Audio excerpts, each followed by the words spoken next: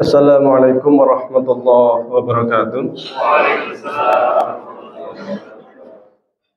Alhamdulillahirabbil alamin wassalatu wassalamu ala asyrafil anbiya'i wal mursalin sayyidina wa maulana Muhammadin wa ala alihi wa sahbihi ajmain, amma ba'du. Yang kami hormati Direktur Ma'had Ali Tahfidz Quran Moga, yang kami hormati Ketua PCM Moga, jamaah sekalian, para santri, mahasantri yang kami hormati, ibu, bapak, wali santri, puji syukur kehadirat Allah Subhanahu wa Ta'ala. Pada siang hari ini kita dapat dipertemukan di majelis yang sangat mulia ini. Mudah-mudahan mendapatkan barokah dari Allah Subhanahu wa Ta'ala. Salat serta salam semoga tetap tercurahkan kepada junjungan kita Nabi Agung Muhammad sallallahu alaihi wasallam. Jamaah sekalian yang kami hormati, sebuah kehormatan bagi kami bisa sama-sama belajar di sini, menimba ilmu bersama para santri semuanya. Tentu juga ini yang kali pertama saya ke sini, Pondok Tahfidz ini saya yang juga belajar. Jadi bukan kalian belajar sesungguhnya, tapi saya belajar, saya tanya-tanya sistemnya bagaimana. Barangkali kami juga bisa istifadah, mengambil manfaat dari apa yang sudah dikembangkan di sini. Sebelumnya saya kemarin di Pekalongan tadi malam, kemudian tadi pagi di Comal, kajian Ahad pagi, dan saya pikir Comal sama sini itu dekat, sampingan atau 10 menit itu kan karena kata beliau itu mumpung sudah sampai Pemalang, jadi kata-kata mumpung sudah sampai Pemalang sekalian aja ke Moga, saya kira dekat gitu, kirain ternyata dekat beneran gitu. Makanya tadi terlambat, saya jadwalnya mestinya jam 11 di sini, saya jam 10, jam 9 selesai ngaji di Comal, kemudian 9 diajak sarapan, ngobrol-ngobrol, nggak kerasa ngobrol sama Ketua PCM, pemuda dan sebagainya, itu keasikan terkait dengan perkembangan persyarikatan, terkait dengan amal usaha Muhammadiyah, malah kemudian masuk ke partai-partai politik, masuk ke siapa sekarang yang berada di lingkungan istana.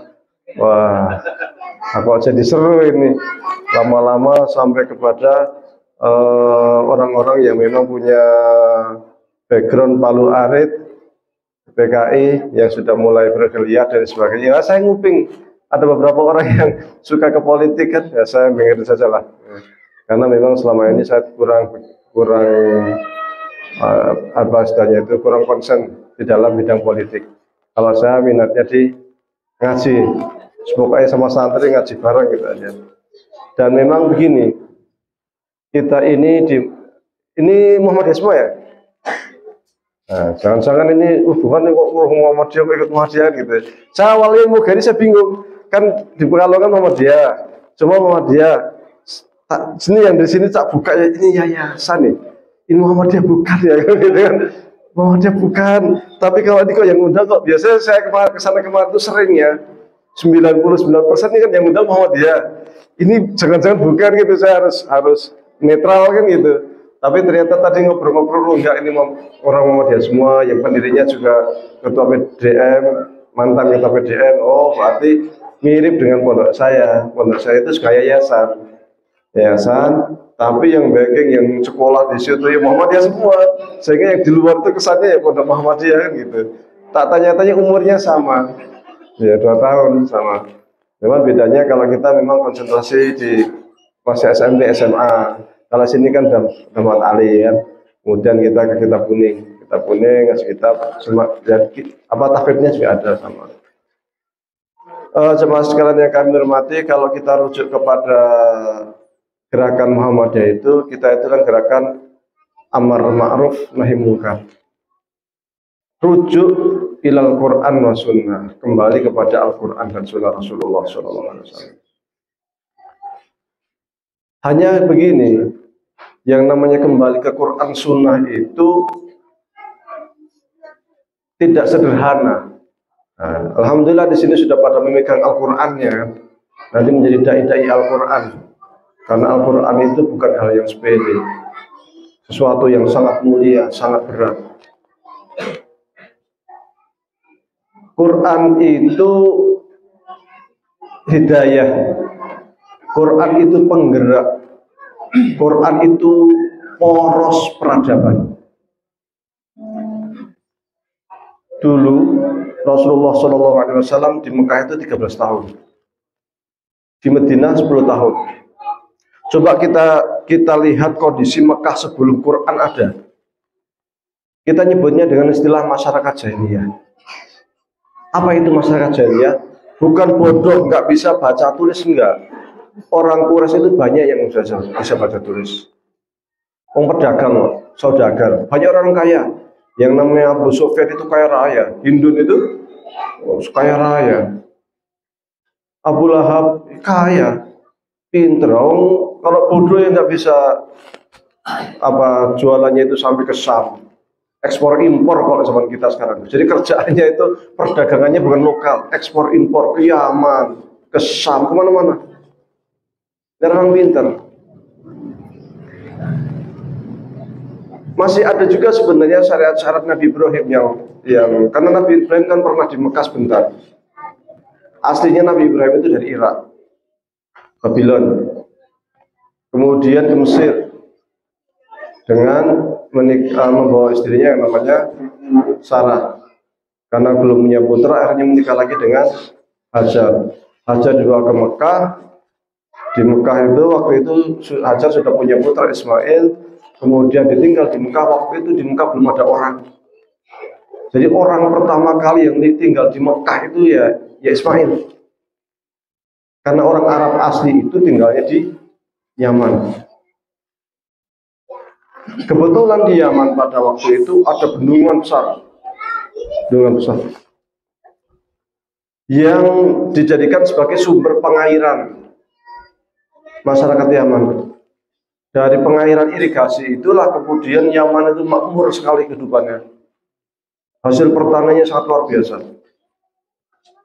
Namun di masa itu kemudian terjadi peristiwa besar, yaitu runtuhnya bendungan di Yaman, namanya Saddul Ma'rib. Ketika bendungan itu runtuh, maka kemudian terjadi banjir besar yang luar biasa. Banjir Yaman.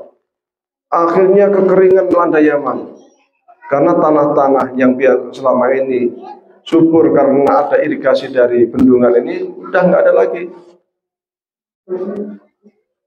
Akhirnya suku Yaman ini terpencar, mereka nyari penghidupan. Ada yang tetap tinggal di situ,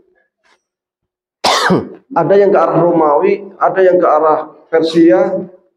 Ada sekelompok ini yang mengikuti kaki melangkah. Nah, kelompok inilah kemudian sampai ke Hijaz, ke Mekah. Waktu itu namanya bukan Mekah sebenarnya, Bakkah. Inna awwala bayatil wudi adinasi lalati di Bakkah, kalau bukan Bakkah. Namanya Bakkah. Sampai di situ mereka belum tahu kalau situ ada air, yang penting jalan aja nyari air. Karena sumber penghidupan utama manusia itu ya air. Kemudian kok mereka kemudian melihat ada burung puter, wah ini pasti ada air ini, ada air. Maka kemudian mereka cek cari sumber air, ternyata di situ ada Siti Hajar dengan putranya yang masih kecil, masih bayi. Turunlah mereka di situ, minta izin kepada Ibunda Hajar, wahai Ibunda, kami ini suku Yaman. Di tempat kami terjadi banjir bandang sehingga kami yang dulu itu negeri yang makmur sekarang kering kerontang, kekeringan. Maka kami pencar-pencar, ada yang ke Persia sana, ada yang ke Romawi dan macam-macam. Kami termasuk kelompok yang mengikuti kaki melangkah sampailah kami di sini. Ternyata di sini ada air dan wahai Bunda, engkau yang ada di air ini berarti air milik siapa? Siti Hajar. Bila diperkenankan kami memohon meminta izin untuk minum, untuk tinggal di sini. dengan kelompok kami, dengan suku kami. Diizinkan oleh Siti Hajar, kemudian dari sanalah Siti Hajar bisa hidup, bisa berinteraksi dengan orang Arab mengambil minuman dari Zam-Zam. Sementara itu Ismail bersama ibundanya mendapatkan manfaat, mendapatkan keuntungan, penghidupan dari orang Yaman ini. Barter lah istilahnya. Satu ngambil air, yang satu lagi memberikan nafkahnya. Karena di sana ada tradisi siapa yang menemukan sumber mata air pertama, berarti dia punya hak. Dia punya hak. Maka orang Arab Yaman itu izin dulu kepada Ibunda Hajar karena dia punya hak atas air ini. Diizinkan dengan catatan ya untuk penghidupannya dijamin. Sampai kemudian Ismail besar, kemudian Ibrahim datang lagi ke Mekah. Kemudian lagi senang-senangnya, kemudian mimpi menyembelih dan sebagainya. Kemudian muncullah syariat Nabi Ibrahim, wahyu kepada orang-orang Arab situ, sampai Ismail itu besar menikah dengan orang Yaman ini. Maka Ismail ini bukan orang Arab. Ismail ini orang, bapaknya kan dari Irak, maka keturunan Irak sana. Maka keturunannya Nabi Ismail itu Arabnya Arab Musta'rab. Karena Nabi Ismail nikah dengan orang Jurhum, suku Arab Jurhum yang dari Yaman. Jadi Arab asli itu di Yaman, bukan di Hijaz, bukan di Mekah, bukan. Yaman. Cuman mereka datang ke Mekah, kemudian Nabi Ismail ini nikah dengan suku Jurhum ini, nanti keturunannya menghasilkan suku Quraisy, menghasilkan Nabi Muhammad SAW. Maka Nabi Muhammad itu musta'rab. Maka memang ada beberapa syariat-syariat Nabi Ibrahim yang waktu itu Nabi Ibrahim dan Ismail di Mekah.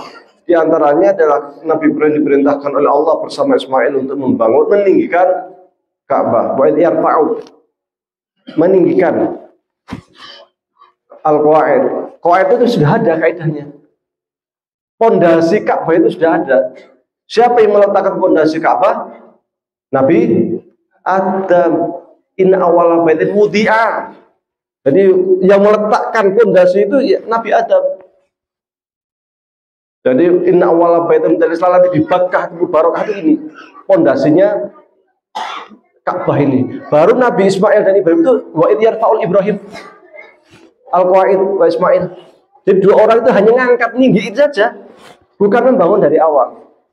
Nah, kemudian muncul syariat apa? Tawaf. Muncul syariat apa? Haji. Muncul syariat apa? Menghormati bulan haram. Jadi bulan haram tidak boleh berperang, disucikan, bersedekah, puasa bulan haram. Dzulqa'dah, Dzulhijjah, Muharram. Kemudian tambah satu lagi bulan Rajab. 4 bulan haram.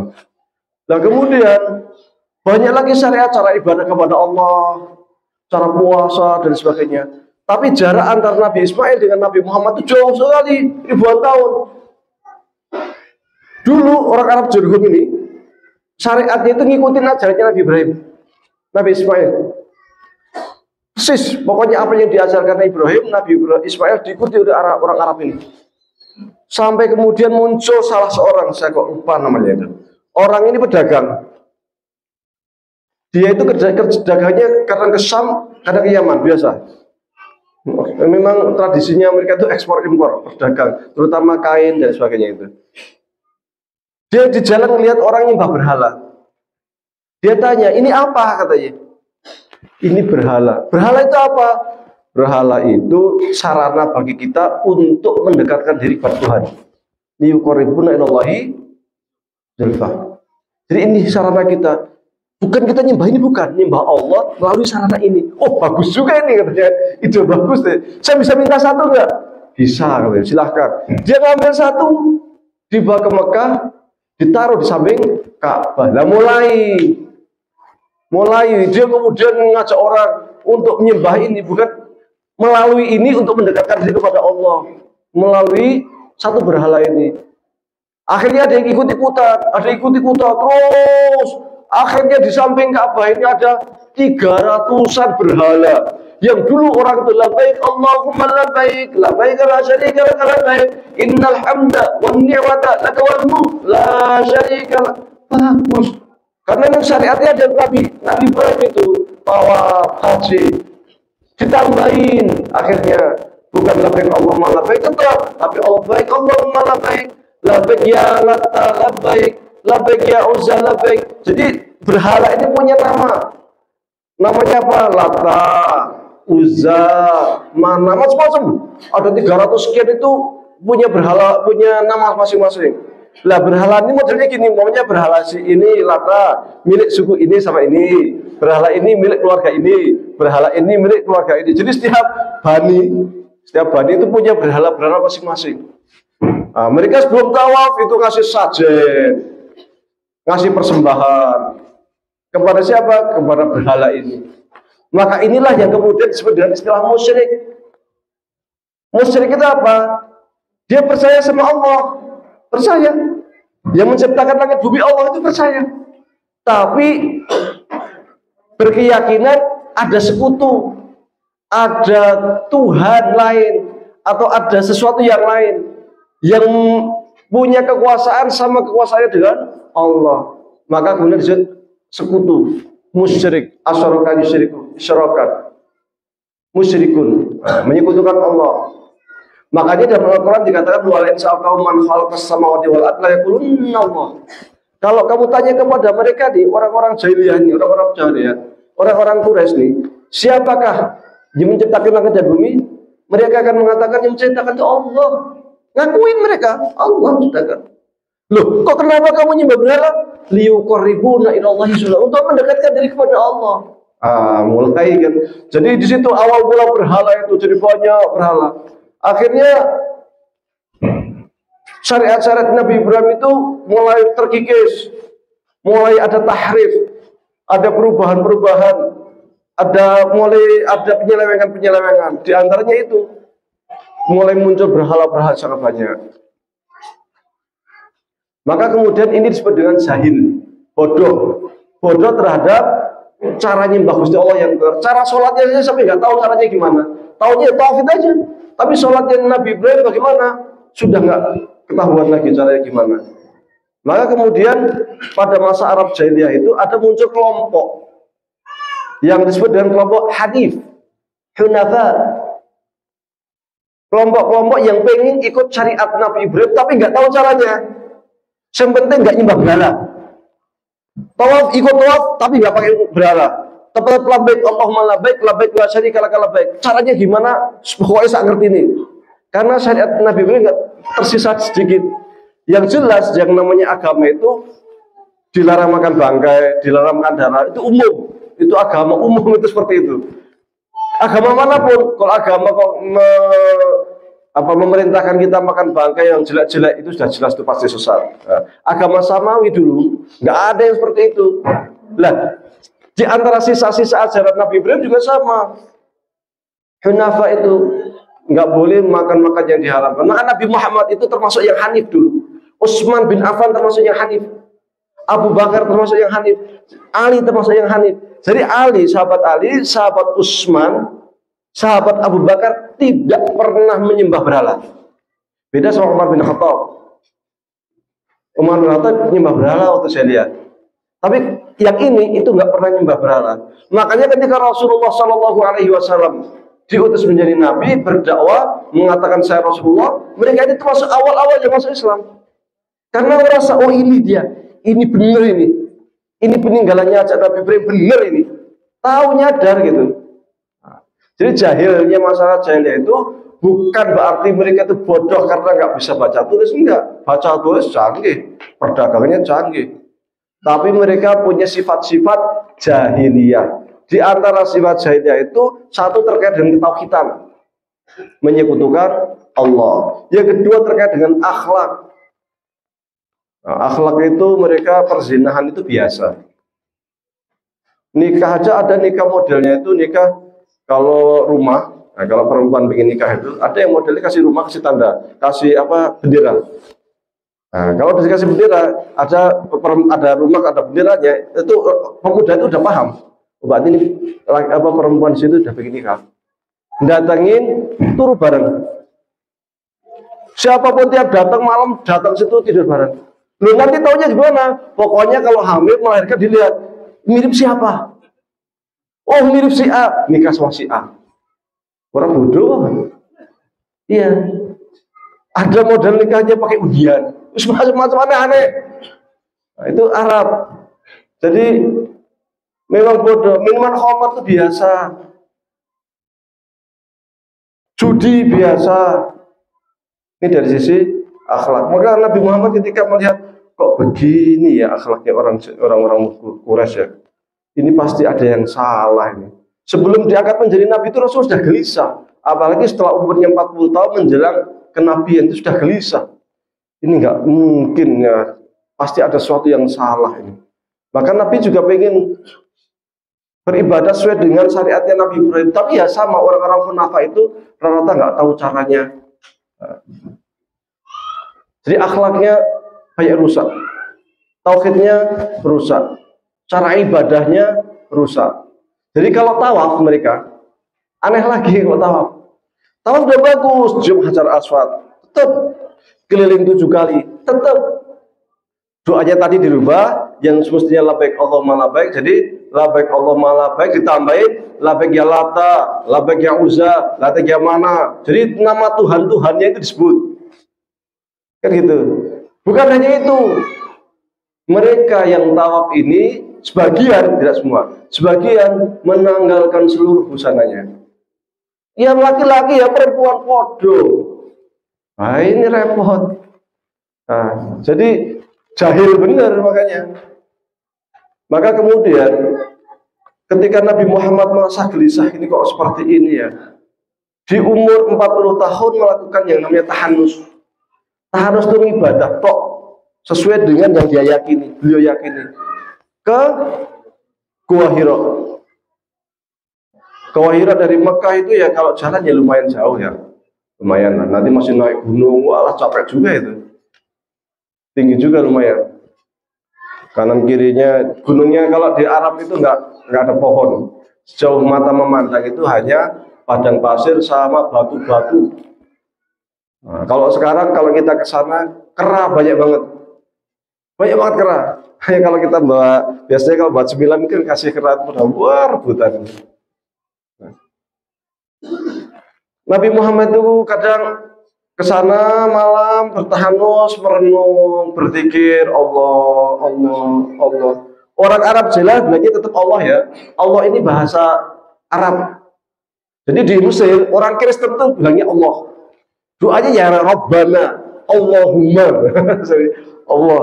Makanya dalam Al-Qur'an saat man khalaqas samawati wal arda yaquluna Allah. Mereka akan mengatakan Allah. Maka jangan kaget kalau ada yang pernah mahasiswa yang pernah baca tulisannya Cak Nun, la ilaha illallah artinya apa? Tiada Tuhan kecil kecuali Tuhan besar. Karena Cak Nun menerjemahkan Allah itu dengan Tuhan. Tapi Tuhan yang definitif. Tuhan yang definitif itu Tuhan yang Qul huwallahu ahad, Allahu samad, lam yalid wa lam yulad wa lam yakul lahu kufuwan ahad. Kalau kita baca kitab Al-Iqna disebutkan situ dua pendapat kata Allah itu. Apakah Allah itu merupakan isim alam ataukah isim mustaq? Nah, kalau isim alam berarti Allah nama Tuhan namanya Allah. Tapi kalau isim mustaq maka dia itu sebenarnya adalah Tuhan yang definitif. Dan itu disebutkan juga di dalam kitab An-Nasafi, tafsir karya Imam An-Nasafi. Terlepas dari itu semua, bahwasanya memang sebutan Allah itu hal yang lumrah bagi orang Arab jahiliyah. Sama Tuhan-Tuhan mereka nyebutnya kata Allah, Allah. Nabi Muhammad juga Allah, Allah ya Allah, ya Allah zikir. Karena zikir itu boleh hanya nyebut kata Allah itu boleh. Kalau mau panjang ya baca Quran semua itu zikir. Sholat juga zikir, wala dzikrullahil akbar. Sholat zikir. Tasbih, wasabbihuhu bukratan wasilah. Baca la ilallah juga zikir. Tapi kalau kabotan waduh la ilaha illallah. Mau Quran Quran kabotan. Dowo, mereka kan mau zikir. Baca aja subhanallah alhamdulillah wala ilaha illallah kabotan. Ya yang paling kecil. La ilaha illallah, la ilaha illallah itu Masya Allah. Jadi la ilaha illallah itu punya rahasia yang sangat luar biasa. Itu satu-satunya berapa ya? Itu zikir yang tanpa butuh menggerakkan seluruh anggota mulut. Kita bisa, hanya lidah tok itu bisa. La ilaha illallah. Maka dalam hadis dikatakan, makan akhiruhu la ilaha illallah taqul jannah. Siapa yang pada akhir kalamnya itu mengucapkan la ilaha illallah masuk surga. Karena la ilaha illallah itu sesuatu kata yang sesungguhnya bisa diucapkan tanpa menggerakkan bibir. Cukup dengan lidah itu sudah bisa. Karena orang kalau sudah sakit keras biasanya untuk menggerakkan bibir berat. Tapi selama lidah masih bisa bergerak, masih bisa mengucapkan la ilaha illallah. Kok kabutan? Allah, Allah, itu juga bagian zikir. Oh, nomornya sing aneh. Kok boleh? Menurut Syekh Ali Juma itu boleh karena itu Allah la ilaha illahu huwa. Jadi ringkes banget. Terus pemalas ya, malas menghahu doang. Ya, jadi bertaharus di sana merenung, ya Allah, ada apa dengan umat saya ini ya, dengan bangsa saya ini, suku Quraisy kok kayak gini, mau seurip nikah kok kacau balau seperti itu, nasabnya nanti gimana, kan?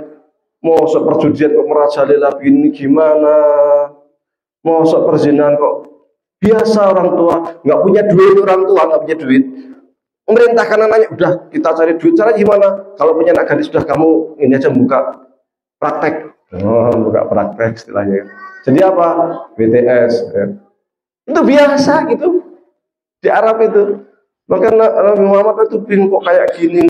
Nggak mungkin, pasti ada sesuatu. Malam ke sana ke Gua, pagi pulang. Malam maghrib, sebelum maghrib datang ke sana, pagi pulang. Kadang kalau nggak pulang nanti pulang buat apa? Buat bekal, mengambil bekal. Kadang kalau enggak, nanti bekalnya dibawakan oleh istrinya. Khadijah diambilkan. Istrinya dia tahu ini Nabi Muhammad sedang beribadah, sedang bertahanus. Sampai tiba-tiba ketika dia lagi bertahanus, pas malam-malam datang makhluk bersayap kayak manusia, bersayap gedenya minta ampun. Tahu-tahu datang menghadap Nabi, kaget Nabi kan, gemetar, ketakutan luar biasa. Tahu-tahu ngomong apa? Iqra anta Muhammad. Baca wahai Muhammad. Bingung, udah kaget. Kalau kita malam-malam tahu-tahu didatangin makhluk, matanya wabah mencorong, bentuknya kayak gorila, rambutnya panjang itu kan, orang sempat maca surat apa ayat kursi. Kalau enggak yang pipis duluan itu tetap pingsan itu. Kaget. Mau ngomong apa itu bingung tiba-tiba. Nabi Muhammad juga kaget sama. Jadi bingung. Iqra atau tiba-tiba datang makhluk besar jadi langit, datang mau bilang Iqra anta ya Muhammad. Karena Nabi Muhammad bingung, dipeluk kencang banget sampai nggak bisa napas. Megap-megap. Dilepaskan lagi, Iqra anta ya Muhammad. Bingung lagi. Ketakutan luar biasa Nabi Muhammad, ketakutan luar biasa. Dipeluk lagi sampai 3 kali dilepas. Iqra bismi rabbikal ladzi khalaq, khalaqal insana min 'alaq, dan seterusnya.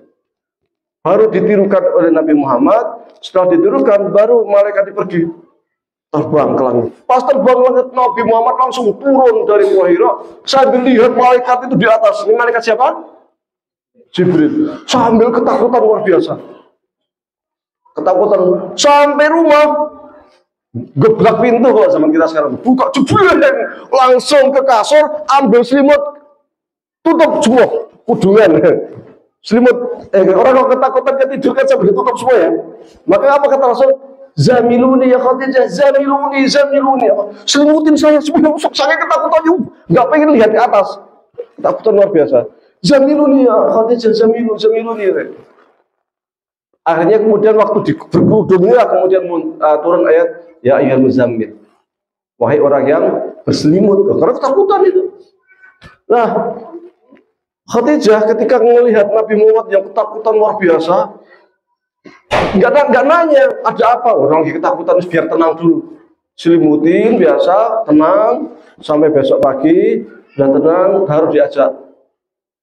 Ya Muhammad, wahai suamiku, saya ini sudah kenal lama dengan engkau. Sebelum kita menikah saya sudah tahu. Lah Khadijah itu kan Muhammad dulu kan pembantunya. yang ikut dagang ke Syam, ikut dagang kemana-mana itu kan dulu Nabi Muhammad SAW sebelum menjadi Nabi, sejak umur 25 tahun. Jadi tahu persis Khadijah itu dan akhlaknya Nabi Muhammad itu. Saya itu udah kenal lama, wahai Muhammad, wahai suamiku. Tahu persis akhlakmu, tahu persis sifatmu. Engkau ini nggak pernah bohong. Orangnya amanah, orangnya sangat baik, suka silaturahmi, suka berkunjung ke kerabat. Pasti peristiwa ini ada sesuatu. Nggak mungkin ini kejadian biasa. Coba kita ke rumah saudara kita yang namanya Waraqah bin Nawfal. Kita tanyakan sesungguhnya apa yang terjadi. Maka kemudian Nabi Muhammad dibawa ke sana. Waraqah ini kiainya orang Kristen, tapi Kristen yang masih Hanif. Kiainya orang Kristen, apa namanya? Pendeta ya? Ahlul kitab ya? Ahlul kitab. Jadi tahu terkait dengan ajaran-ajaran agama samawi. Masuk, assalamualaikum, masuk ke sana, duduk, minum, kemudian menyampaikan maksud kedatangan, wahai Waraqah bin Nawfal, maksud kedatangan kami, kalau bahasa kita, yang pertama itu silaturahmi, yang kedua terjadi peristiwa yang mengagetkan. Tadi malam kami di Gua Hira, saya di Gua Hira didatangi makhluk yang seperti manusia tapi bersayap besar yang dari langit. Kemudian makhluk itu memeluk saya keras-keras, melepaskan saya disuruh baca Iqra. Saya tidak tahu apa-apa, saya kaget, saya bingung, dipeluk lagi, ketakutannya minta ampun, saya dilepas lagi suruh baca Iqra sampai 3 kali. Kemudian setelah itu saya suruh membaca Iqra bismillahirrahmanirrahim. Ini kira-kira apa ya, wahai Waraqah bin Nawfal? Waraqah bin Nawfal sudah biasa membaca Taurat, Injil, langsung paham. Ini namus. Kalau mereka istilahnya namus. Namus itu wahyu. Ini wahyu. Persis seperti wahyu yang Allah turunkan kepada Nabi Musa dan Nabi Isa. Engkau telah diangkat menjadi Nabi. Tahu langsung. Nabi Muhammad. Barunya ada Nabi Muhammad. Apa itu Nabi? Enggak tahu, dia enggak tahu apa Nabi itu apa itu. Nabi itu utusan Allah yang membawa syariat, yang membawa ajaran agama, yang akan menunjukkan kaummu wahai Muhammad dari jalan yang sesat menuju jalan yang benar. Engkau yang akan menunjukkan mereka. Baru mulai paham. Berarti saya Nabi. Berarti yang datang semalam itu malaikat Jibril. Yang kasih tahu itu malaikat Jibril siapa? Waraqah bin Nawfal. Itu namanya malaikat Jibril. Yang kamu dapatkan itu wahyu. Kamu sekarang diangkat menjadi Nabi. Kamu nanti akan mengingatkan kaummu dari jalan kesesatan menuju jalan kebenaran. Paham akhirnya. Tapi ingat wahai Muhammad, tidak lama dari sekarang, karena engkau telah diangkat menjadi Rasul, maka engkau akan dibenci oleh kaummu. Nabi Muhammad bingung, loh kok dibenci kaummu? Saya kan nggak pernah berbuat salah. Nabi Muhammad ini orangnya terkenal, orangnya amanah, orangnya itu jujur. Maka orang-orang Quraisy dulu, sejak Nabi Muhammad remaja itu kalau punya barang titipan, kalau takut hilang, titipkan ke Nabi Muhammad. Jadi di rumahnya Nabi Muhammad itu banyak barang titipan orang. Sampai sebelum hijrah itu berwasiat ke sahabat Ali, wahai Ali, itu barang titipan orang, nanti kalau saya hijrah tolong dikasihkan ke orang-orang. Orang-orang Quraisy yang nggak suka sama Nabi, yang nggak mau beriman kepada Nabi Muhammad pun, kalau takut barangnya hilang, dia dititipkan ke Nabi. Aneh ya? Gitu. Meskipun mereka tuh nggak percaya sama Nabi Muhammad, tapi kalau takutlah tadi barangnya hilang, titip aja ke situ. Amanah, terpercaya orangnya, jujur, memang terkenal.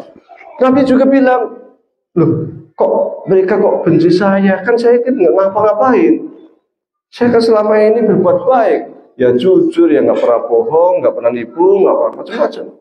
Maka dikatakan, wahai Muhammad, tidak ada seorang nabi yang diutus ke dunia ini kecuali pasti tidak sekiranya kaumnya. Boleh paham. Wahai Muhammad, suatu saat nanti kalau kamu diusir dari Mekah, dan saya masih punya umur, saya orang pertama yang akan membela kamu.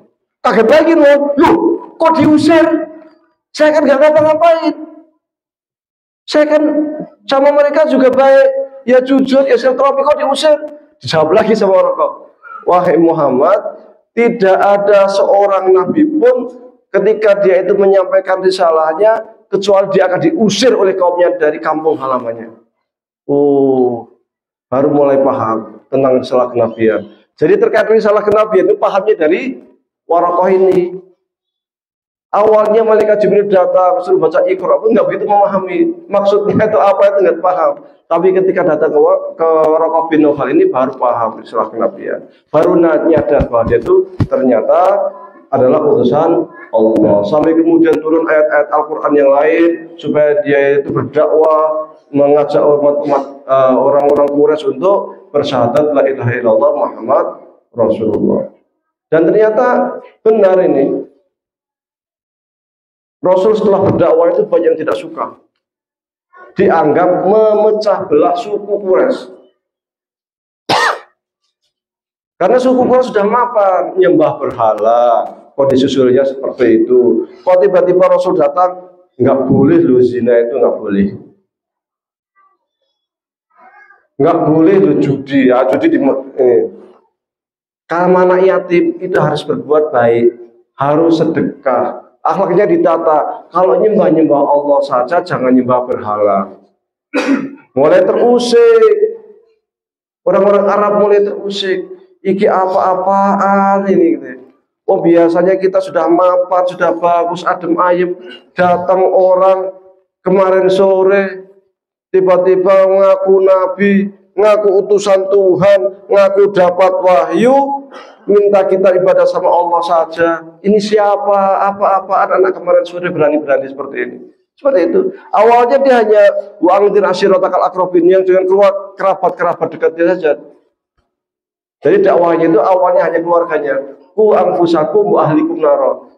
Ingatkan keluargamu, dirimu dan keluargamu, ya keluarganya, supaya kita selamat dari api neraka. Sampai lama-lama muncul ayat-ayat Al-Quran yang disuruh supaya berdakwah secara terang-terangan. Maka Nabi Muhammad kumpulkan keluarganya, kerabat-kerabatnya dari Bani Muthalib, dari Bani Hashim, dari suku Quraisy, kumpulkan di sebuah lembah. Karena yang mengumpulkan Nabi Muhammad kasih kirim undangan khusus, ya, semua dikasih undangan pada jam 10 esok hari Sabtu ngumpul di lembah ini, diundang semua keluarganya. Keluarga datang, biasa kalau ada undangan gitu biasanya undangan keluarga silaturahmi, ya datang. Maka keluarganya pada datang, Abu Lahab, Abu Jahal, itu keluarga masih satu suku. Abu Jahal itu masih satu suku Quraisy. Para berdatangan semua. Setelah datang, Nabi mulai ceramah menyampaikan maksud kedatangan kami, mengundang kalian kalian ini ke sini. Pertama silaturahmi, yang kedua kami hendak informasikan. Coba sekiranya saya itu, kalian kan sudah tahu siapa saya. Oh tahu yang itu, sudah tahu. Sekiranya saya mengatakan di balik gunung ini ada musuh, kira-kira kalian percaya nggak? Oh percaya. Kalau umpamanya saya itu mengatakan di belakang gunung ini ada orang-orang yang akan hendak menyerang kita, kira kita percaya nggak? Percaya. Semua percaya. Kenapa? Karena Nabi Muhammad nggak pernah bohong. Setelah itu mengatakan, jadi sengaja saya kumpulkan saudara-saudara semua di sini, kerabat-kerabat semua di sini saya kumpulkan, hendak memberitahukan bahwa saya ini telah diangkat oleh Allah Subhanahu wa taala menjadi nabi, diperintahkan untuk mengingatkan kalian semua supaya menyembah Allah taala dengan mengucapkan la ilaha illallah dan juga Muhammad Rasulullah. Oh, baru mereka marah. Maka kata Abu Lahab, ya Muhammad, alihadza jama'atana, tabat anda ya Muhammad. Tabat itu kalau bahasa kita brengsek. Brengsek ke Muhammad. Ternyata kalian kaummu, murid kita, keluarga di sini itu hanya untuk mengatakan kamu itu nabi. Hanya itu aja Muhammad. Brengsek bener kamu Muhammad. Nah, tabat artinya apa? Brengsek. Akhirnya turun ayat Al-Quran, tabat yada Abi Lahab. Yang brengsek itu kamu Abu Lahab, kata Allah. Tapi nanti kalau menjadi penerjemah di depan jangan brengsek wahai Abu Lahab. Ini terjemahan apa nih? Kacau. Tapi arti aslinya. Jadi kalau dipadankan dengan bahasa Indonesia, arti penting brengsek. Brengsek Muhammad. Ternyata kamu membayangkan yang seperti ini. Ini muncul ayat Al-Quran yang brengsek itu kamu. Kata Al-Quran keras itu sekali atau Al-Quran gitu. Mulai dakwah, permusuhan, luar biasa, dihina, dicerca. Tapi waktu itu tidak ada yang berani menangkap Nabi Muhammad, itu nggak berani. Kenapa? Muhammad ini keturunan Quraisy, dilindungi orang Quraisy, orang Bani Hashim. Bani Hashim itu ada tokoh-tokoh yang sangat dihormati. Di antaranya kakeknya Muthalib, tapi sudah meninggal duluan kalau kakeknya Abu Thalib. Abu Thalib ini nggak ada yang berani. Kalau Abu Thalib udah maju, diam semua orang itu. Sangat berwibawa Abu Thalib ini. Meskipun nggak beriman, tapi membacking dakwahnya Nabi Muhammad. Ada Khadijah itu perempuan, tapi sangat dihormati oleh Quraisy. Khadijah, ini orang bangsawan kalau bahasa kita ya. Priayi, kalangan priayi yang namanya Khadijah ini. Jadi nggak ada yang berani mentaati Nabi Muhammad SAW. Maka orang-orang akhirnya datang kepada pamannya Abu Thalib, wahai Abu Thalib, ini gimana ini tuh? Ini keponakanmu ini aneh-aneh aja ini tuh. Ngaku nabi lah apalah, coba dilaranglah nih. Emang ada apa? Ini datang-datang kita dikumpulin apa macam nyebar suruh kita nyembah Allah dan sebagainya. Akhirnya Muhammad dipanggil, ponakannya dipanggil, didudukkan dengan orang-orang Quraisy, suruh cerita Nabi Muhammad, emang ada apa? Nabi Muhammad cerita, saya hanya datang untuk menyampaikan ke mereka supaya hanya menyembah Allah la ilaha illallah Muhammad Rasulullah. Saya perintahkan mereka untuk sesama kerabat saling silaturahmi, untuk berbuat baik kepada orang-orang miskin, kepada anak-anak yatim, berakhlak mulia dan sebagainya. Bagus semua kok. Yang disampaikan oleh Nabi Muhammad gak ada yang buruk. Kenapa kamu nggak suka gitu? Akhirnya kata Abu Thalib, silahkan wahai Muhammad, sekiranya engkau hendak berdakwah, saya dekengin. Yang backing saya. Tapi dia sendiri nggak mau masuk Islam. Aneh ya? Dia sendiri nggak mau masuk Islam. Makanya ketika Abu Thalib ini tidak meninggal, itu Rasul sedihnya minta ampun. Sedihnya minta ampun. Kenapa? Waktu hendak meninggal itu Rasul mengatakan begini, wahai Abu Thalib, wahai pamanku, coba kamu ucapkan la ilaha illallah Muhammad Rasulullah, langsung masuk surga. Nggak mau. Udah di akhir hidupmu, ucapkan saja la ilaha illallah Muhammad Rasulullah, langsung surga. Abu Thalib nggak mau. Nah, ini yang bikin Nabi Muhammad sedih. Kenapa? Selama ini dakwah beliau yang backing itu Abu Thalib pamannya, tapi beliau sendiri tidak mau masuk Islam. Mestinya minta ampun. Abu Thalib meninggal, orang Quraisy sudah mulai berani ini. Tapi masih takut, masih ada istrinya. Istrinya ini priayi, perempuan tapi sangat disegani. Bangsawan, pedagang, sugih kaya raya. Yang membiayai dakwahnya Nabi Muhammad selama 10 tahun di Mekah itu siapa? Ya istrinya ini. Harta kekayaan istrinya itu yang dijadikan sebagai sarana untuk dakwah, menghidupi orang-orang ketika ada pengikutnya yang ditawar, yang disiksa, yang diinfakkan. Ya istrinya ini. Kalau istrinya sugih kaya raya. Maka ketika Khadijah meninggal, udah orang Quraisy habis, nggak ada yang backingin lagi Nabi Muhammad. Aman kita kan? Aman. Andai pun kita mau bunuh, kita siap kita. Aman, kita nggak akan ada yang menuntut.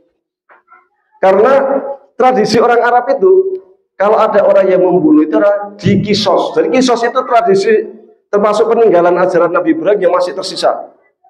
Jadi kalau ada yang membunuh harus dikisos. Mereka nggak berani membunuh Nabi Muhammad. Nanti dikisos sama dari Bani Hashim. Nah, tapi sekarang Khadijah udah nggak ada, pamannya udah nggak ada, aman, bisa kita bunuh. Tapi mereka juga belum berani juga. Tapi siapa yang hendak bunuh? Nggak berani juga. Maka kemudian mereka rapat. Kalau gitu kita rame-rame, setiap suku punya utusan untuk kemudian sama-sama membunuh Nabi Muhammad. Nanti kan kalau maunya keluarganya dari Bani Hashim hendak minta kisos, bingung mau yang dikisos mosok seluruh suku Arab dikisos semua, habislah suku Arab gitu. Nggak mungkin minta kisos gitu. Makanya mereka rapat itu untuk membunuh Nabi Muhammad sampai kemudian Nabi Muhammad itu ada utusan yang di Madinah. Nah, Madinah ini unik di Madinah waktu itu. 10 tahun di Mekah dakwahnya wangi dan umum.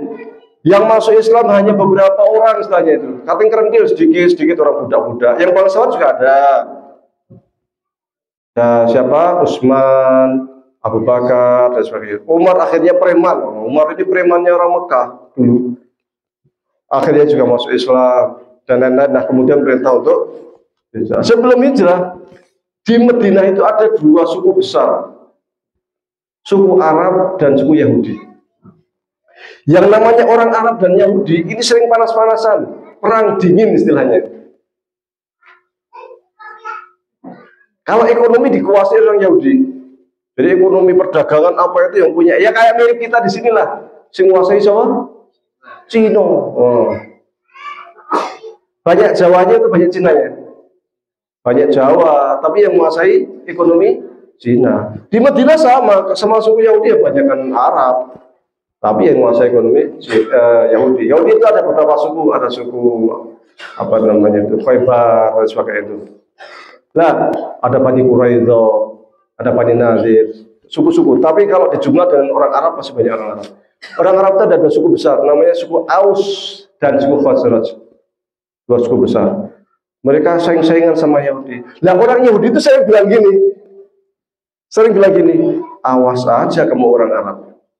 Nanti kalau sudah datang Nabi terakhir, kita semua orang Yahudi akan ikut Nabi itu, kalian semua akan kami usir. Jadi kalau lagi bertentangan sama orang Yahudi, panas-panasan, Yahudi itu saya bilang gitu, awas aja nanti, kalau sudah datang Nabi terakhir, kita akan ikut Nabi terakhir, kalian saya usir. Orang Arab kan nggak paham, siapa Nabi terakhir ini, apa maksudnya nggak paham. Orang Arab Madinah, kalau orang Yahudi paham kenapa? Karena di Taurat ada, di Injil ada. Inni Rasulullah ilaikum musaddiqan lima baina yadayya minat Taurat wa mubasysyiran bi rasulin ya'ti min ba'di ismuhu Ahmad. Jadi Nabi Isa pun ketika mengumpulkan Bani Israel mengatakan bagaimana? Saya datang ini membawa Taurat, membenarkan apa yang ada di Taurat. Saya dikasih Injil dan saya ngasih tahu ke kalian nanti akan ada Nabi terakhir namanya Ahmad. Loh, itu nabinya Muhammad loh, bukan Ahmad. Nah, itu di hadis dikatakan ana Muhammad wa Ahmad wal Aqib wa Abu Qasim dan sebagainya. Jadi Nabi Muhammad itu banyak punya nama. Banyak punya nama panggilan. Ya Muhammad ya benar, ya Ahmad, ya Abu Qasim, ya Toha, ya macam-macam. Ya Al-Aqib. Nah, itu nama-nama Nabi Muhammad. Jadi kalau ada yang bilang, oh nama Nabi terakhir itu bukan Muhammad tapi Ahmad, maka kemudian muncul di India kelompok yang pengikutnya Mirza Ghulam Ahmad, yaitu Ahmadiyah. Nah, itu salah. Kalau ada yang ngaku Nabi setelah Nabi Muhammad, dia kafir. Jadi kalau ada tokoh Muhammadiyah kok membela Ahmadiyah, aneh. Ahmadiyah dibela ngaku Nabi. Ya, janganlah. Ada tapi ya ada, itulah. Ya orang Arab ini sering terheran-heran. Ini orang Yahudi kok sering ngomong kalau ada Nabi mau ikuti apa? Nah, kisaran ketika 3 tahun sebelum Nabi hijrah, Pak Rasul dakwah sudah 10 tahun di Mekah. 10 tahun di Mekah.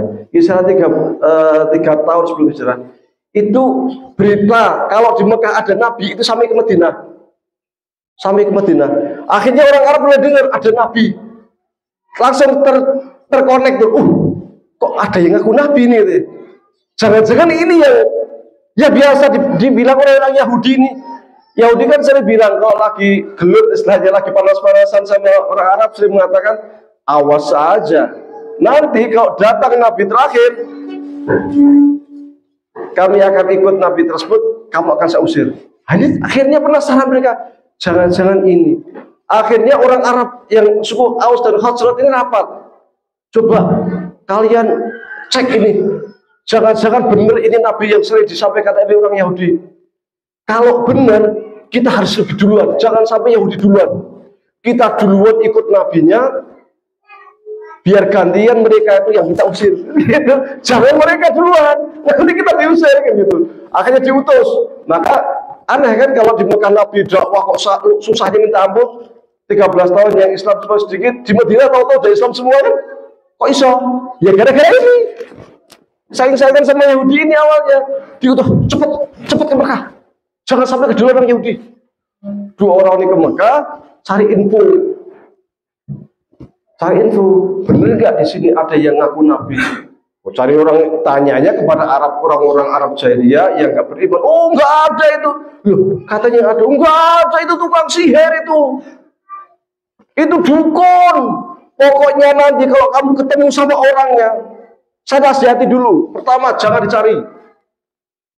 Kedua, kalau dilalahi ketemu, kebetulan ketemu, kalau dia baca mantra, tutup telingamu. Emang kenapa? Udah, pokoknya kalau dia baca mantra tutup. Karena mantranya ini bahaya. Itu ada sihirnya. Kamu pasti akan ikut. Maksudnya mantra itu apa? Ayat Quran. Jadi kalau ayat-ayat Quran itu sering disebut mantra sama mereka itu. Nah, nggak percaya dia. Nyari sampai ditunjukkan ada orang, oh iya benar ada yang ngaku Nabi, namanya Muhammad. Itu tempatnya di sana. Nah, ditemuin. Setelah ditemuin, Assalamualaikum, kami datang dari Madinah, utusan dari suku Aus dan suku Khazraj. Kami mendengar bahasanya di Mekah ada Nabi. Kami sering mendengar dari orang-orang Yahudi bahasanya ada Nabi terakhir dan mereka hendak ikut Nabi terakhir kemudian mengusir kami.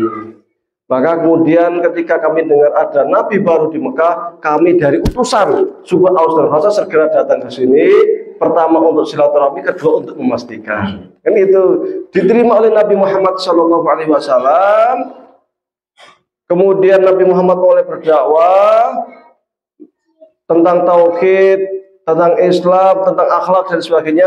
Kemudian mereka itulah masuk Islam. Asyhadu an la ilaha illallah wa anna Muhammadar Rasulullah. Segera setelah itu langsung ke Madinah. Di Madinah rapat. Antara suku Aus rapat. Benar, ternyata benar. Ada orang yang mau Nabi namanya Muhammad. Beliau memerintahkan begini. Akhirnya langsung masuk Islam. Kalau masuk Islam itu mereka. Wah. Makanya cepat Islam di Madinah, beda dari Mekah. Kok sebelum Nabi hijrah kok sudah Islam duluan kan gitu kan? Ya ini sebabnya. Masuk Islam, tahun berikutnya utus lagi 12 orang. 12 orang diutus menemui Nabi Muhammad. Buat apa? Berbaiat. Kita harus berbaiat, kita akan perjuangkan dakwahnya Nabi Muhammad, kita dukung habis-habisan. Nah, 12 datang tahun ke-11 Hijriah itu menemui Nabi Muhammad. Setelah bertemu, menyampaikan maksud kedatangan, ingin berbaiat. Berbaiat itu kalau zaman sekarang ya sumpah mati lah istilahnya itu. Sumpah mati apa namanya? Modelnya itu begini. Tangan tumpuk gitu, kayak humpimpah itu loh. Humpimpa alaikum gambreng. Nah, modelnya gitu. Tumpuk berbaiat, Rasul membacakan la ilaha illallah Muhammad Rasulullah. Kemudian kami bersyahadat tiada Tuhan selain Allah, kami tidak akan pernah menyekutukan Allah, kami tidak akan pernah berzina, kami tidak akan begini, dan kami akan membela agama Islam. Makanya kemudian Allah mengatakan yadullahi fauqa aydihim. Maksudnya apa? Jadi ketika Nabi Muhammad itu, tangan Nabi Muhammad apa? Paling bawah, atas, atau tangannya 12 orang itu paling bawah, atas, kemudian paling atas tangannya Nabi Muhammad. Atasnya lagi kekuasaan Allah. Bahwa Allah itu juga mendukung lu. Bukan hanya 12 orang dan 13 sama Rasul saja, bukan. Tapi Allah juga membacking kalian semua. Nah, seakan-akan begitu. Jadi yadullah fauqa aydihim. Allah juga ikut berbaiat, seakan-akan begitu. Nah, setelah itu Rasul mengutus Mus'ab bin Umair untuk ikut. Jadi 12 orang ditambah 1 orang namanya Mus'ab bin Umair. Ini delegasi pertama Rasul. Wahai Mus'ab tidak masuk Islam, udah dekat sama Rasul, udah tahu asal Islam, kamu tolong ikut ke Madinah bersama 12 orang ini. Ajari agama Islam ke sana. Siap ya Rasulullah. Maka dia safir, dia dubes pertama. Kalau bahasa sekarang itu dubes. Duta besar pertama Islam itu namanya si Mus'ab bin Umair ini. Mus'ab bersama 12 orang. Dakwah Islam di sana. Udah Islam semua di Madinah. Islam semua di Madinah. Tahun berikutnya datang utusan lagi. Kita akan kirimkan utusan lebih besar lagi. 73 orang ke Mekah. 2 diantaranya perempuan. Nah, mereka datang berbondong-bondong ke Mekah menemui Nabi Muhammad. Yang pertama, ya Rasulullah, kami ingin silaturahmi. Oh iya, siap. Yang pertama kami ingin silaturahmi, yang kedua hendak menyampaikan bahwa kami hendak berbaiat, dan yang ketiga memohon engkau ya Rasulullah untuk hijrah ke Madinah. Kami sudah siapkan segala sesuatunya di Madinah, silahkan hijrah ke Madinah. Oh, daripada di sini engkau disiksa, dihina, di macam-macam bingkutmu itu mendapat tekanan luar biasa, silahkan kami siap menampung. Tawaran dari siapa? Dari suku Aus dan Khazraj di Madinah. Karena mereka ada siap. Tapi wahyu terkait hijrah belum turun. Rasulullah menyatakan siap. Terima kasih atas kedatangannya. Terima kasih atas baiatnya. Insya Allah terkait hijrah kami menunggu wahyu dari Allah Subhanahu wa Ta'ala. Sampai akhirnya kemudian mereka balik ke Madinah. Baiatnya itu di bawah pohon di Mekah, di luar Mekah, berbaiat di bawah pohon. Maka kemudian pohon disebut dengan pohon Ridwan, baiat atau Ridwan. Sampai kemudian turun perintah ayat untuk hijrah. Kemudian Nabi Muhammad bersama kaum muslimin dulu, Nabi Muhammad terakhir hijrah ke Madinah. Di Madinah kemudian membentuk sebuah masyarakat Islam yang luar biasa. Setelah itu sampai kemudian perang Badar, perang Khandaq, Uhud, perang Khandaq dan sebagainya, sampai ke Fatu Makkah, akhirnya seluruh Jazirah Arab masuk Islam semua. Setelah Jazirah Arab masuk Islam, mulai Rasul ngirim surat kemana? Ke Persia, ke Romawi, supaya mereka ikut ajaran Islam. Bayangkan, sebelum ada Quran, sebelum ada wahyu, yang namanya suku Arab itu belum pernah ada negara. Belum pernah ada kerajaan. Ada cuma suku A, suku B, suku-suku biasa. Nah ini kok langsung membentuk kerajaan dari nol. 10 tahun negara besar, negara Madinah sudah terbentuk dengan kabinetnya lengkap. Dewan Mustasyar, DPR istilahnya itu.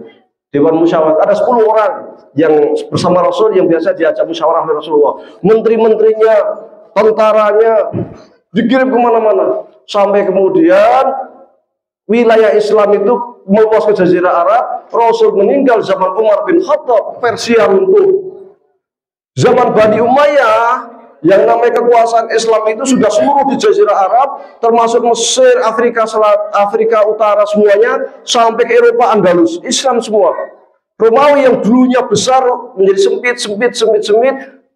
Puncaknya pada zaman Sultan Al-Fatih, Kerajaan Turki Utsmani, di mana Sultan ini waktu itu umurnya hanya baru 22 tahun, runtuh kerajaan Romawi. Bayangkan, dari nol Nabi Muhammad itu datang Al-Quran membuat sebuah negara peradaban luar biasa yang disegani.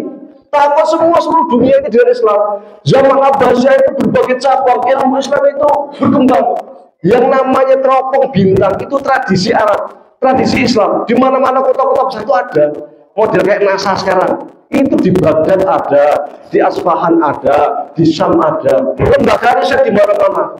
Universitas berkembang. Maka di dunia ini ada 3 universitas tertua. Nomor 1, nomor 2, nomor 3 itu universitas Islam semua. Al-Azhar nomor 3. Sebelumnya ada Zaitun. Sebelumnya lagi ada satu lagi di Tunis Maghrib. Jadi ada 3 universitas tertua di dunia. Universitas Islam. Yang pertama kali mengembangkan universitas modern, wisuda, kenapa wisuda ya? Wisuda itu umat Islam, itu di Andalus sana dulu. Sekolah ada lembaga risetnya, kemudian beasiswa, laboratorium, rumah sakit, luar biasa berkembang. Yang membuat angka 1, 2, 3 yang menurut kita dari Barat, itu bukan dari Barat itu Al-Khawarizmi. Barat itu Romawi, angka 1, 2 Romawi, 2 gini, 3 gini, 4 ini di sini kan itu yang dari Barat itu Eropa itu. Adapun 1, 2, 3 itu Khawarizmi, melihat dari sisi sudut. Kalau 1 itu sudutnya 1, tetap ada 1 sudut, 2 tetap sudut, dan sebagainya, pakai sudut. 3 sudut. Ini Khawarizmi. Jadi luar biasa perkembangannya ilmu pengetahuan setelah turun Al-Quran. Maka kalian yang membawa Al-Quran ini sesungguhnya membawa peradaban. Misi di punggung kalian ini peradaban, berat misinya. Maka berbahagialah yang sudah hafid Quran, yang sudah membawa Al-Quran, karena di pundak Anda adalah peradaban Islam. Dan kita apalagi di Muhammadiyah, krisis ulama, maka tafakuh fiddin menjadi darurat untuk kemudian menjadi ulama-ulama mumpuni, menjadi dai-dai di Muhammadiyah supaya jamaah Muhammadiyah yang jumlahnya 30.000 ini semakin mudah mencari ustadz, mudah mencari rujukan, mudah di dalam tafakuh fiddin. Kurang lebihnya mohon maaf, mudah-mudahan bermanfaat. Mudah-mudahan yang hafid Quran, yang membawa Quran, bisa mengamalkan Al-Quran, bisa menularkan Al-Quran, bisa menjadikan Al-Quran sebagai undang-undang pokok di dalam kehidupan. Mudah-mudahan Al-Qurannya kelak juga menjadi syafi'an, menjadi memberi syafaat kelak di hari kiamat. Mudah-mudahan orang tuanya, kerabat-kerabatnya, guru-gurunya, semua yang memberikan dukungan kepada para hufaz, para hafid Quran, mereka juga kecipratan terhadap hidayah Al-Quran, juga kelak di akhirat mendapatkan syafaat dari saudaranya, putranya yang hafid Al-Quran. Mudah-mudahan kita mendapatkan ilmu yang bermanfaat, baik di dunia kita maupun di akhirat kita. Ilmu yang kita dapatkan mudah-mudahan menjadi hujah argumen kita kelak di akhirat, menjadi sarana kita jihad ilmu, jihad fisabilillah, menjauhkan kita dari api neraka, memasukkan kita ke dalam surganya. Mudah-mudahan yang hafid Quran semuanya juga yang mendanai orang tuanya, kerabatnya dimudahkan dengan sarana Al-Quran, dimudahkan rezekinya, dilapangkan rezekinya, dimudahkan segala urusannya. Mudah-mudahan rezeki kita yang masih di langit segera diturunkan, yang di bumi segera dinaikkan, yang jauh segera didekatkan, yang punya hutang segera dilunasi, yang punya anak putri belum dapat jodoh segera mendapatkan jodohnya, yang belum punya putra, yang belum punya putri, yang sudah menikah segera diberikan putra putri yang soleh, soleha. Mudah-mudahan kelak kita di akhir masa kita dimudahkan hayyin, dimudahkan oleh Allah Subhanahu wa taala dalam sakaratul maut kita. Mudah-mudahan ketika di alam kubur dijembarkan, diluaskan kuburan kita, mendapatkan pendamping amal soleh kita, membantu kita, menguatkan lisan kita, menjawab pertanyaan-pertanyaan malaikat, menjadikan sarana pada kita untuk membentengi diri dari fitnah kubur. Mudah-mudahan kita dibangkitkan kelak bersama para nabi, bersama para sahabat, tabi'in, para syuhada, sholihin, para al-ulama, al-aminin. Mudah-mudahan kita mendapatkan syafaat dari kanjeng Nabi Muhammad Sallallahu Alaihi Wasallam. Mudah-mudahan kita dibawa dituntut oleh kanjeng Nabi Muhammad Sallallahu Alaihi Wasallam ke telaga beliau, telaga Al-Kautsar, yang siapapun yang dapat minum di telaga Al-Kautsar maka dia tak akan pernah merasakan haus selamanya. Mudah-mudahan di hari kiamat kelak, di hari yang sangat panas, yang tidak ada naungan selain dari Allah. Mudah-mudahan kita juga mendapatkan naungan dari Allah Subhanahu wa taala. Mudah-mudahan kita dimudahkan hisab kita di hadapan Allah Subhanahu wa taala. Mudah-mudahan kita dimudahkan ketika menyeberangi siratal mustaqim. Mudah-mudahan kita dijauhkan dari api neraka, dibangunkan istana megah di surga, diangkat derajat kita dunia akhirat. Allahumma shalli ala sayyidina Muhammadin fil awwalin, Allahumma shalli ala sayyidina Muhammadin fil akhirin, Allahumma shalli ala sayyidina Muhammadin fil mala'il a'la ila yaumiddin. Hamdan syakirin, hamdan na'imin, hamdan yuafi ni'amahu wa yukafi mazidah. Ya Rabbana lakal hamdu kama yanbaghi li jalali wajhika wa 'azimi sultanik. Rabbana taqabbal minna salatana wa siyamana wa ruku'ana wa sujudana wa tadarruana wa takhashuana wa ta'budana wa tammim taqsirna ya Allah ya Rabbal alamin. Rabbana zalamna anfusana wa illam taghfir lana wa tarhamna lanakunanna minal khasirin. Rabbana ighfir lana dhunubana wa liwalidayna warhamhuma kama rabbayana shighara. Rabbana ighfir lana dhunubana wal-ikhwanina alladhina sabaquna bil iman wa la taj'al fi qulubina ghillan lil ladzina amanu rabbana innaka ra'ufur rahim. Allahumma inna nas'aluka ilman nafi'an, Allahumma inna nas'aluka ilman nafi'an wa amalan mutaqabbala wa rizqan halalan thayyiban. Allahumma inna na'udzubika min ilmin la yanfa' wa min qalbin la yakhsha' wa min nafsin la tasba' wa min du'ain la yustajab laha. Rabbana la tuzigh qulubana ba'da idh hadaitana wa hab lana min ladunka rahmah innaka antal wahhab. Rabbana hab lana min azwajina wa dhurriyyatina qurrata a'yun waj'alna lil muttaqina imama.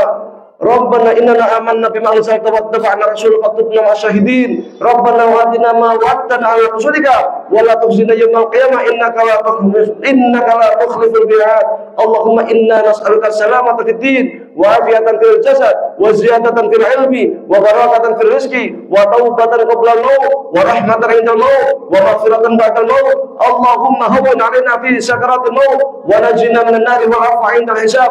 Allahumma a'inna 'ala dzikrika wa syukrika wa husni ibadatik. Allahumma ajirna minan nar. Allahumma ajirna minan nar. Allahumma ajirna minan nar.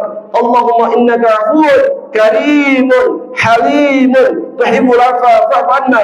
Allahumma aslih lana dinana alladhi huwa 'ismatu amrina wa aslih lana dunyana allati fiha ma'ashina wa aslih lana akhiratana allati ilayha ma'adina waj'al al-hayata ziyadatan lana min kulli khair waj'al mauta rahatan lana min kulli syarr. Allahumma arinal haqqa haqqa warzuqna ittiba'ah wa arinal batila batila warzuqna ijtinabah. Ya hayy ya qayyum bi rahmatika nastaghith. Ya hayy ya qayyum bi rahmatika nastaghith. Ya hayy ya qayyum bi rahmatika nastaghith. Allahumma inna na'udzubika minal kufri wal faqri wa na'udzubika minal jubni wal bukhli wa na'udzubika min ghalabati ad-daini wa qahri rijal. Allahumma aghnina bi halalika an haramik. Rabbana atina fid dunya hasanah wa fil akhirati hasanah wa qina adzabannar. Wa sallallahu ala sayyidina Muhammadin wa ala alihi wa sahbihi wasallam. Subhanaka rabbika rabbil izzati amma yasifun wa salamun alal mursalin walhamdulillahi rabbil alamin. Aqulu qawli hadza wa astaghfirullah li wa lakum. Nun wal qalami wa ma yasturun fastabiqul khairat wallahu musta'an. Assalamualaikum warahmatullahi wabarakatuh.